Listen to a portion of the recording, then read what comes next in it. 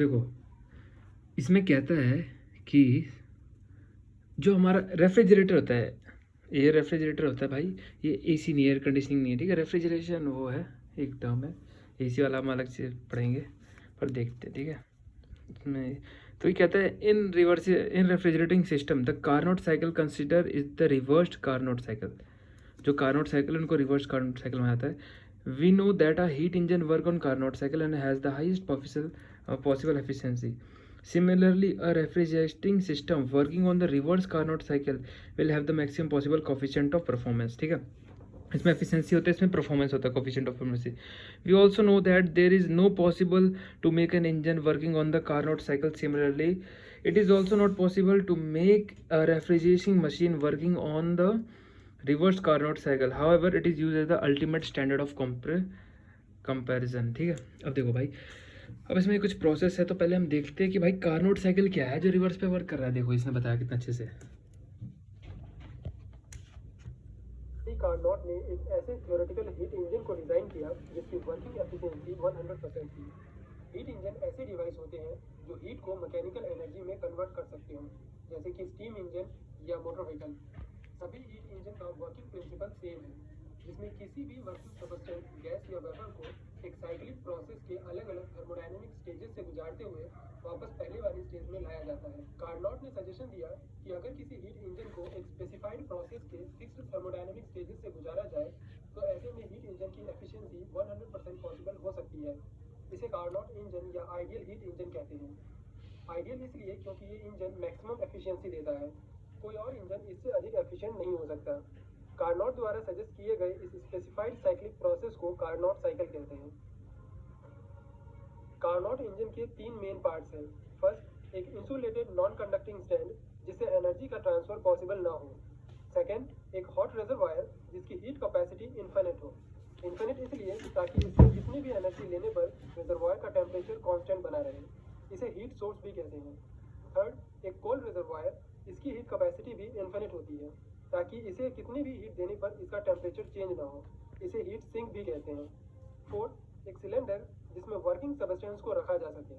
Working substance कुछ भी हो सकता है, गैस या लिक्विड। सिलेंडर के साथ एक मूवेबल पिस्टन लगा होता है। पिस्टन और सिलेंडर के वॉल नॉन कंडक्टिंग मटेरियल के बने होते हैं, जिससे हीट का ट्रांसफर पॉसिबल नहीं होता है, जबकि सिलेंडर का बेस कंडक्टिंग होता है। एक कार्नोट इंजन बता रहे ना कि तो हीट बाहर निकल सकता है। आप देखो कैसे करेंगे। कार्नोट साइकिल के चार अलग अलग स्टेजेस से गुजरता है, जिसे ग्राफिकली एक पीवी ग्राफ पर डिस्प्ले करते हैं। इसके लिए सबसे पहले सिलेंडर को हॉट रिजर्वायर पर रखते हैं। चूंकि रिजर्वायर का टेम्परेचर गैस के टेम्परेचर से अधिक है, इसलिए हीट रिजर्वायर से गैस की ओर फ्लो होती है, जिससे गैस का एक्सपांशन होने लगता है।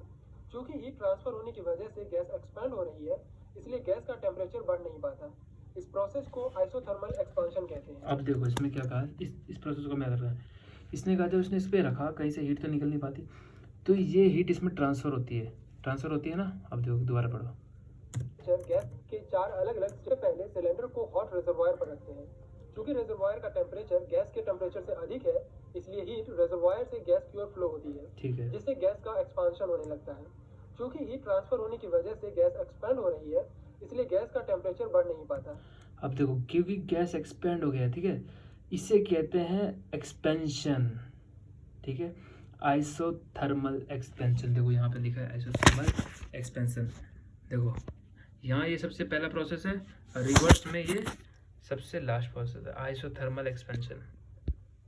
आइसो में मतलब कहने का कि जो हीट ट्रांसफर हो रहा है वो टेम्परेचर बढ़ने नहीं देता, क्योंकि वो ले लेता है। इस प्रोसेस को आइसोथर्मल एक्सपांशन कहते हैं। टेम्परेचर कांस्टेंट रहा, ठीक है, ये टेम्परेचर बढ़ने ही नहीं दिया इसने, इसका आइसोथर्मल एक्सपेंशन कह दिया। गैस के एक्सपैंड होने की वजह से गैस का वॉल्यूम बढ़ता है और प्रेशर घट जाता है।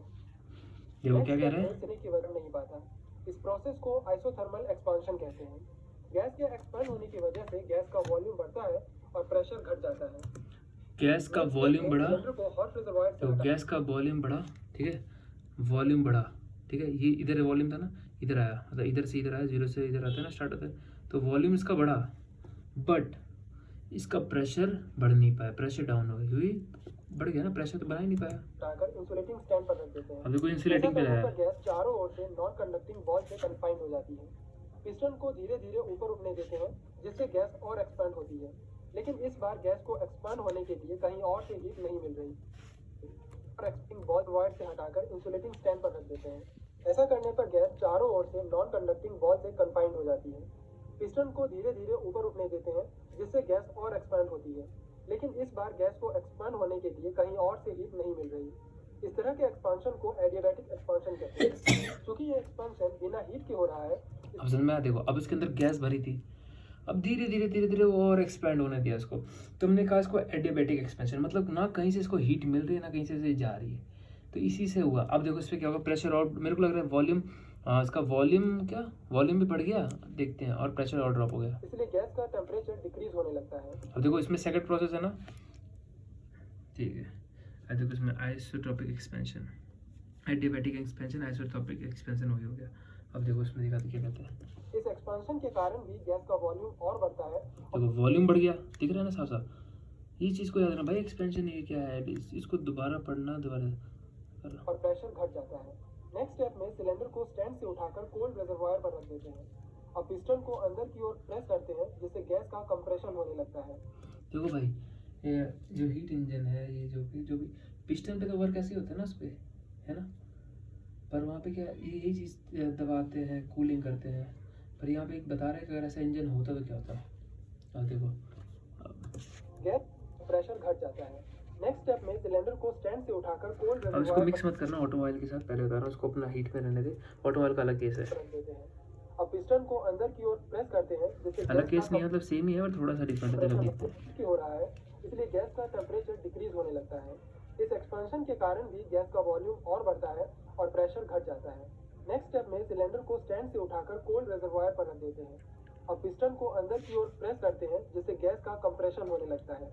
गैस के कंप्रेस होने से जो एक्स्ट्रा हीट प्रोड्यूस होती है, उसे रिजर्वायर एब्जॉर्ब कर लेता है। अब देखो कोल्ड पे रखा था, क्या हीट तो भाई एब्जॉर्ब कर लिया उसने, ठीक है। तो इससे क्या प्रेशर बढ़ा, प्रेशर बढ़ेगा, मेरे को लग रहा है ग्राफ ऐसा होगा, प्रेशर बढ़ेगा और वॉल्यूम कम होगा। इस तरह गैस उसी कांस्टेंट टेम्परेचर पर कंप्रेस हो जाती है। इसे आइसोथर्मल कंप्रेशन कहते हैं। अब देखो आइसोथर्मल मतलब टेम्परेचर सेम रहा, क्योंकि उसने खींच लिया अपनी तरफ गर्मी को, कंप्रेशन हो गया। के कारण गैस का वॉल्यूम घट जाता है और प्रेशर इंक्रीज हो जाता है। फाइनल स्टेप में सिलेंडर को फिर से स्टैंड पर रख देते हैं और पिस्टन को डाउनवर्ड प्रेस करते रहते हैं। क्योंकि अब देखो, ठीक है, तो पहले मैं ऊपर उठाया, फिर 2 स्टेप पे दबाया। अब देखो दबाया से क्या हुआ, टेम्परेचर बढ़ेगा, प्रेशर भी बढ़ेगा, तो प्रेशर बढ़ेगा और वॉल्यूम कम हो जाएगा, इस तरह ना। लेकिन अब एक्स्ट्रा प्रोड्यूस हो रही हीट को एब्जॉर्ब करने के लिए कोल्ड रिजर्वायर नहीं है, इसलिए गैस का टेम्परेचर बढ़ने लगता है। इस कंप्रेशन को एडियाबैटिक कंप्रेशन कहते हैं। अब देखो यहाँ का 4th प्रोसेस था और यहाँ का ये 1st प्रोसेस है। एडियाबैटिक कंप्रेशन को, इसी को भी हम एडियाबैटिक कंप्रेशन कहते हैं, एडियाबैटिक कंप्रेशन। इसी को आइसोट्रोपिक भी कहते हैं, कि जहाँ पे कुछ नहीं मिल रहा है, कुछ नहीं मिल रहा है। तब तक प्रेस करते हैं जब तक कि गैस का टेम्परेचर बढ़कर वापस से हॉट रिजर्वायर के बराबर ना हो जाए। अच्छा, इससे गैस का वॉल्यूम और घटता है और प्रेशर इंक्रीज होता है। वॉल्यूम घटा अंदर की स्टेप के एंड में गैस वापस से अपनी इनिशियल स्टेज में पहुंच जाती है। यह कंप्लीट साइकिल कार्नोट साइकिल कहलाता है और इस पर वर्क करने वाला इंजन कार्नोट इंजन कहलाता है।